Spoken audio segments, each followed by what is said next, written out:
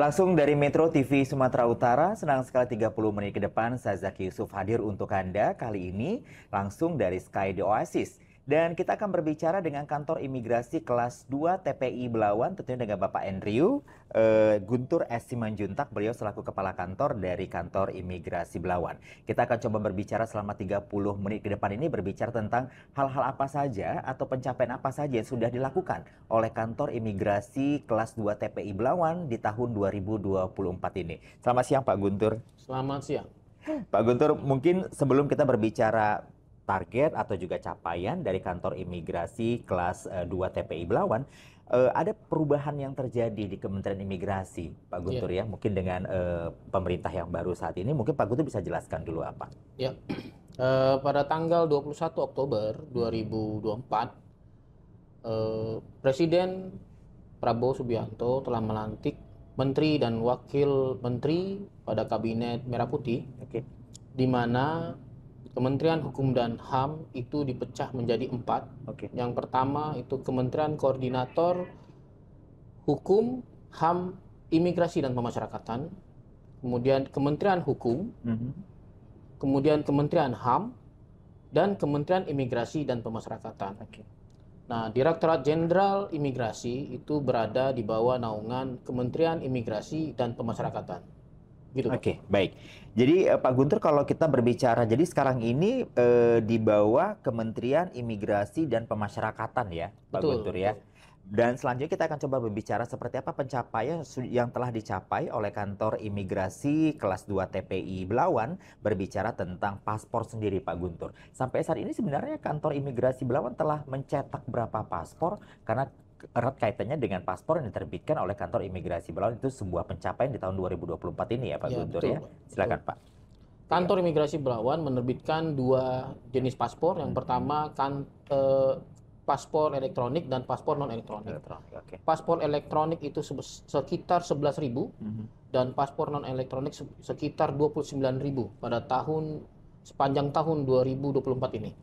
Baik. Nah, Pak Guntur, sebenarnya kalau berbicara masalah paspor, terjadi penolakan pembuatan paspor nggak sih? Dan kenapa gitu Pak Guntur? Ada Datanya juga ada. datanya. Jadi tentu tidak semua pemohon paspor dapat kami berikan paspornya, karena imigrasi itu melakukan upaya pencegahan terhadap tindak pidana perdagangan orang. Atau juga dikarenakan karena memang persyaratannya yang kurang lengkap. Untuk tahun 2024 ini kurang lebih ada 619 permohonan yang kami lakukan penolakan. Ini semua terkait dengan pencegahan terhadap tindak pidana perdagangan orang. Ya, 619 jumlah yang cukup tinggi sebenarnya. Ya. Tapi yang secara rinci saya ingin tahu ke Pak Guntur, kalau memang ini indikasinya penolakan 619 ini diindikasikan mungkin berhubungan dengan TPPO sendiri ya Pak Guntur ya. Iya, Nah, betul. sebenarnya seperti apa sih ketika imigrasi melihat datanya, indikasinya itu ada ke TPPO, itu seperti apa prosesnya Pak Guntur? Ya, yang pertama biasanya dari hasil wawancara petugas. Apabila petugas melihat pemohon paspor tersebut dari hasil wawancara terindikasi akan menjadi korban, Iya. maka biasanya petugas akan melakukan pendalaman dalam wawancara. Mereka akan diteruskan ke bidang namanya Inteldakim. Dari sanalah akan terlihat bahwa apakah memang pemohon ini merupakan calon korban atau sudah terindikasi dengan tindak pidana perdagangan orang. Seperti itu, Pak. Oke, menarik sebenarnya karena tadi kita sudah membuka berbicara masalah paspor yang ditolak 619 itu karena ada indikasi berhubungan dengan TPPO atau tindak pidana perdagangan orang ya Pak Guntur ya. Nah, beberapa waktu mungkin di tahun 2024 ini apakah sosialisasi yang berhubungan dengan TPPO juga dilakukan oleh kantor imigrasi kelas 2 TPI Belawan ini sendiri Pak Guntur? Tentu Pak, itu perlu sekali. Jadi kami melakukan beberapa upaya sosialisasi. Yang pertama, kantor imigrasi Belawan itu pada saat permohonan paspor di pagi hari, itu memang petugas dari kantor imigrasi Belawan melakukan penjelasan atau melakukan penjabaran tentang bahaya dari tindak pidana perdagangan orang. Oke. Sehingga masyarakat yang ataupun calon pemohon paspor yang pada saat situasi dia akan menjadi korban, Iya. dia teredukasi ataupun bisa mengadu kepada petugas imigrasi pada saat wawancara. Kemudian kami melakukan pendekatan kepada pelajar, khususnya SMA, yang mereka akan tamat, pelajar-pelajar SMA yang akan tamat ini kita edukasi, kita beritahu modus-modusnya, bagaimana cara masuknya sindikat-sindikat ini, bagaimana mereka itu merayu melalui dengan cara upaya misalnya kemudahan bekerja, kemudian gaji yang besar. Nah, itu kita perlu edukasi pelajar-pelajar SMA ini. Nah, di sisi lain juga kami melakukan edukasi kepada ibu-ibu PKK. Di kecamatan yang di wilayah kerja kantor imigrasi Belawan. Karena apa?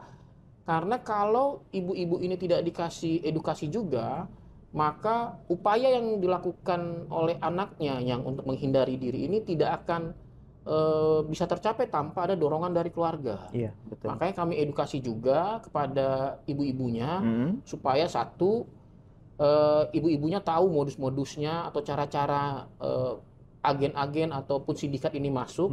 Yang kedua, kalaupun sudah mereka masuk, tidak dikucilkan, tidak dimarahi ataupun tidak dibiarkan, tapi diedukasi dan dilaporkan kepada tanggung jawabnya petugas sampai ke Polri. sana ya. Iya, itu keluarga sangat penting di sini untuk mencegah terjadinya tindak pidana perdagangan orang ini. Baik, Pak Guntur, kita harus break dulu. Oke. Di segmen kedua nanti kita coba bicara sebenarnya dari wilayah kerja kantor imigrasi kelas 2 TPI Belawan ini sendiri, mana sebenarnya menjadi lumbung tindak pidana perdagangan orang sendiri. Tapi nanti di segmen kedua. Anda jangan kemana-mana, tetap bersama kami di Metro TV, kita kembali sesaat lagi.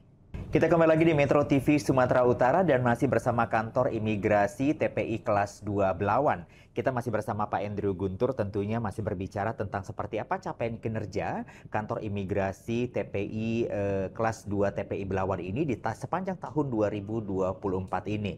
Kalau di segmen pertama tadi kita sempat berbicara tentang tindak pidana perdagangan orang, dan Pak Guntur di segmen kedua ini saya ingin tanya sebenarnya wilayah kerja dari kantor imigrasi Belawan ini di mana saja, dan berdasarkan penelusuran, berdasarkan informasi yang telah diterima, sebenarnya mana lumbung dari wilayah kerja kantor imigrasi Belawan ini ternyata menjadi lumbung tempat TPPO itu sendiri, Pak Guntur. Jadi kantor imigrasi kelas 2 TPI Belawan ini memiliki 4 wilayah kerja di kota Medan dan 4 wilayah kerja di Kecamatan Deli Serdang. Ulangi, Kabupaten Deli Serdang. Kabupaten Deli Serdang. Dari 8 wilayah kerja ini terdapat 2 yang memang menjadi prioritas kami dikarenakan menjadi lumbung dari TPPM. Ya, dan TPPO. Untuk TPPO-nya itu ada di daerah Hamparan Perak dan Batangkuis. Dan untuk tindak pidana perdagangan manusia itu ada di Hamparan Perak. Karena kan memang baru-baru ini ada beberapa kali penyelundupan manusia, khususnya pengungsi Rohingya yang masuk di sana. Begitu, Pak.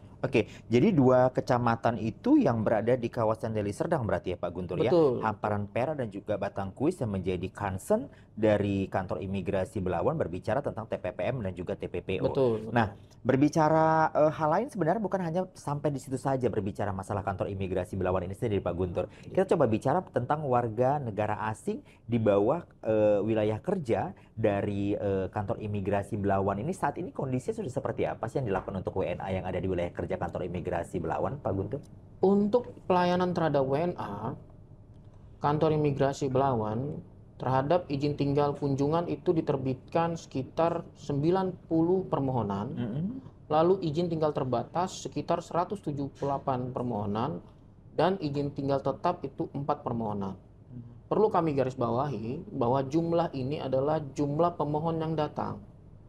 Sedangkan saat ini imigrasi, dalam hal ini Direktorat Jenderal Imigrasi, telah mengembangkan sistem layanan permohonan bagi warga negara asing itu melalui metode online. Sehingga banyak layanan terhadap warga negara asing itu tidak perlu warga negara asingnya datang ke kantor imigrasi. Itulah kenapa jumlah permohonan izin tinggal yang ada di kantor imigrasi saat ini tidak terlalu banyak.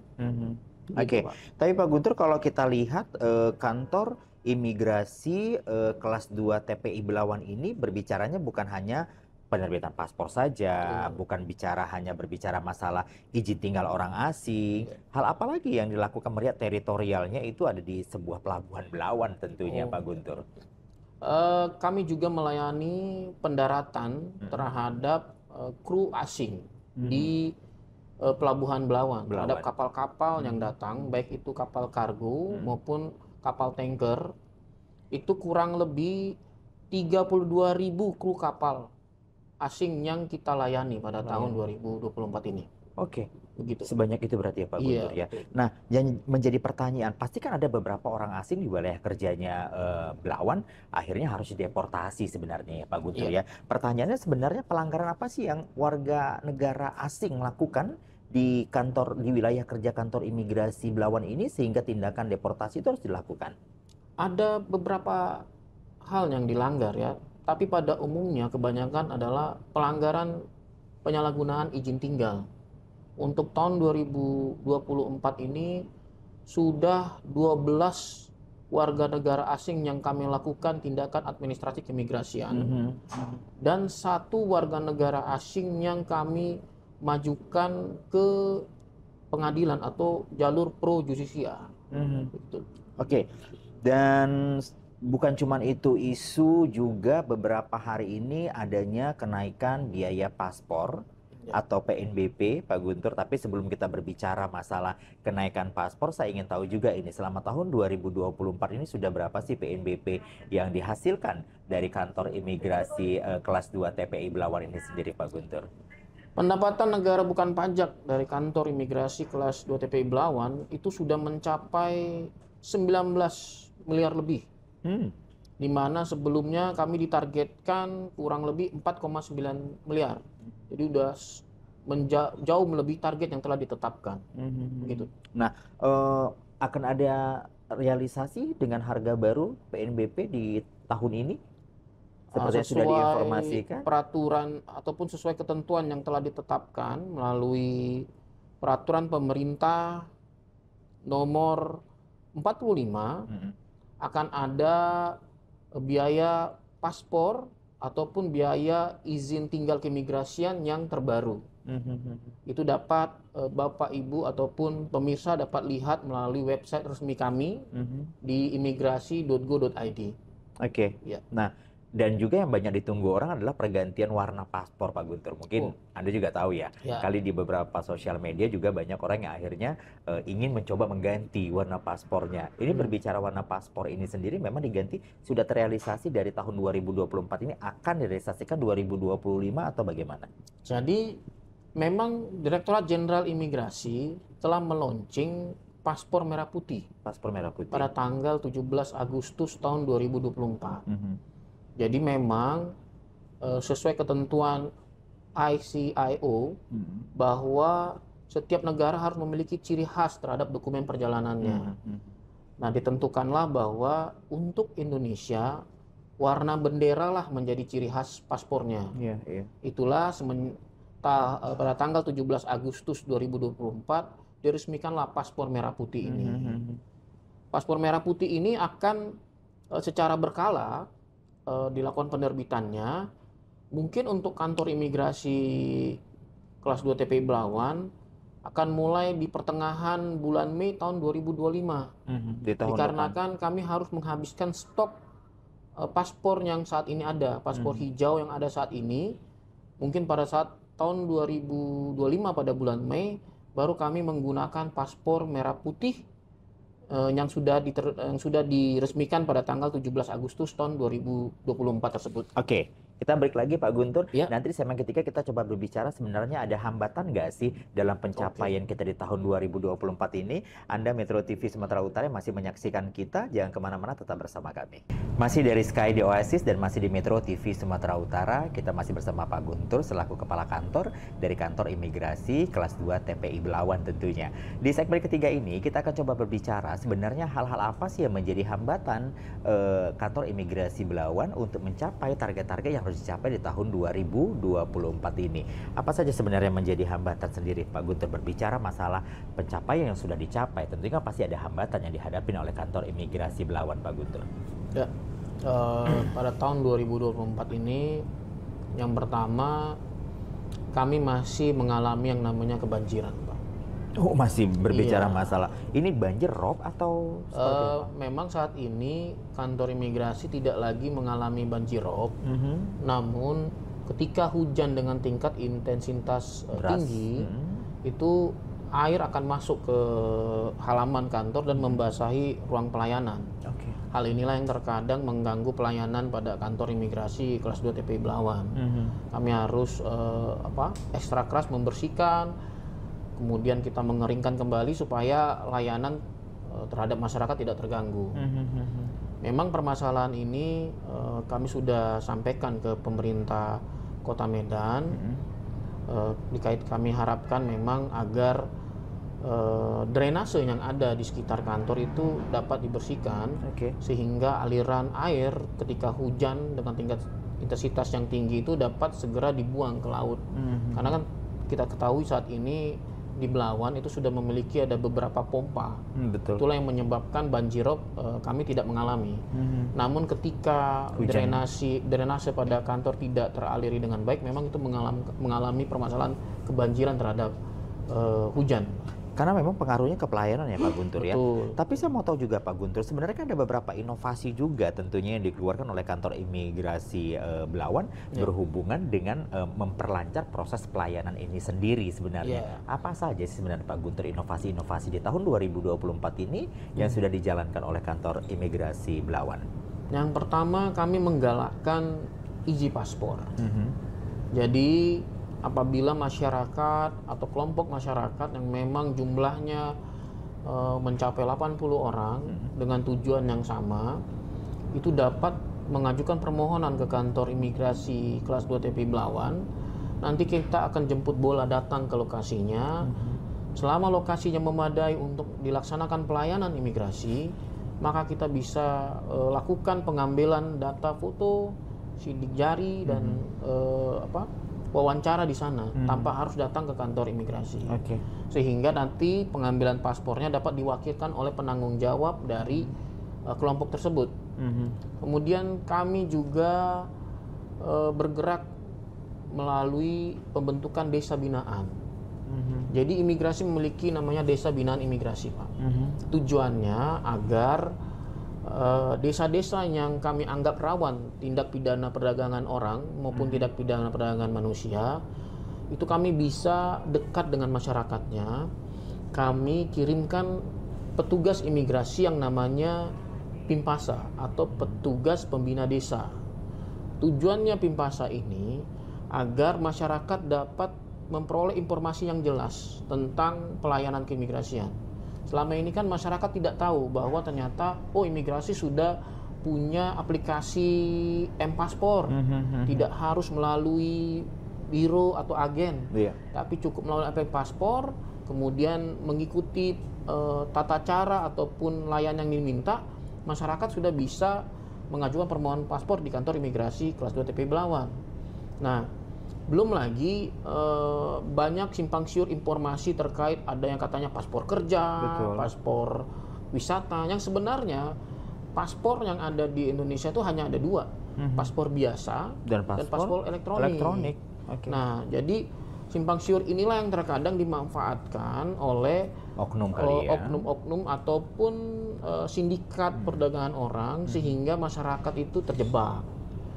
Nah, itulah kenapa kami di tahun 2024 kemarin itu bergerak hingga ke pelosok desa, memberikan edukasi ke masyarakat tentang apa itu keimigrasian, bahwa jangan khawatir Bu bisa mengajukan permohonan paspor melalui aplikasi M-Paspor, dan kami jelaskan juga harganya, kami juga edukasi juga modus-modusnya, supaya masyarakat itu tahu dan bisa punya bekal ketika ada sindikat atau orang-orang tertentu yang mencoba untuk menjerat mereka dengan tindak perdagangan orang maupun tindak perdagangan penyeludupan manusia. Oke, Seperti itu. Pak Guntur, ini kan bukan isu yang sembarang isu ya, berbicara masalah TPPO atau juga Iya. TPPM ini sendiri. Iya. Akhirnya kita semua memang harus concern berbicara masalah pencegahan itu sendiri ya Pak Guntur ya.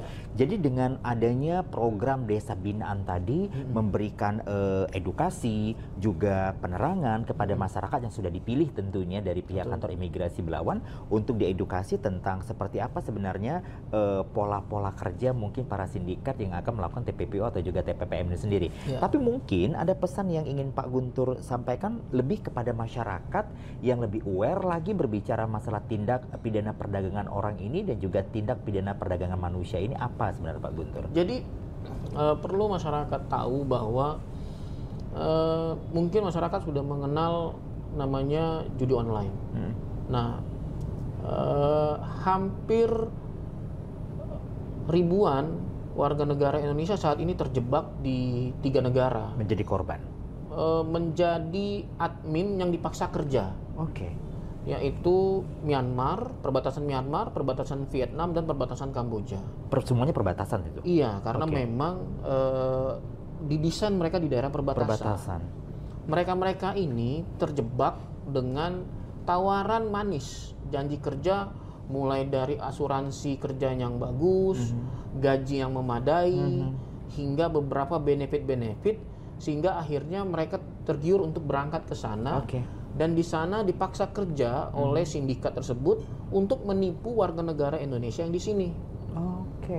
Nah, ketika mereka mulai melakukan perlawanan, ada beberapa mereka yang nanti mengalami intimidasi, mulai dari setrum, mulai dari nanti pemukulan, yang akhirnya itulah yang sering kita lihat kalau di media TikTok, kemudian atau media sosial lainnya, minta yang dipulangkan, dia minta dibantu. permohonan bantuan Bapak Presiden atau minta permohonan. Nah, itu terjadi. Nah, itulah pentingnya masyarakat, khususnya generasi muda yang pelajar-pelajar yang akan lulus, kemudian ibu-ibu rumah tangga tahu betul bahwa ketika mereka memang ingin bekerja ke luar negeri, lihat dulu perusahaan tersebut. Apakah memang perusahaan ini memiliki bonavitas perusahaan yang oke, yang bagus, terdaftar, kemudian memang bagus untuk kita ikuti, dan kalau bisa ya melalui jalur-jalur yang telah ditetapkan oleh pemerintah. Itu karena yang melalui jalur oleh pemerintah terkadang malah masih juga diselewengkan oleh oknum tertentu, ya apalagi yang mereka yang jalurnya sembarangan, tidak jelas begitu.